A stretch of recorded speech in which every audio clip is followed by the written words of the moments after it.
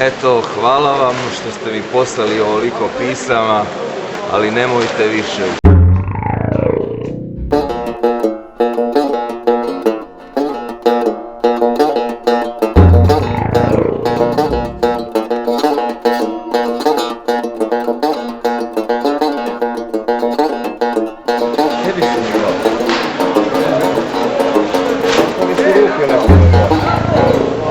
Ne, da si ovom tipu što organizuje ove.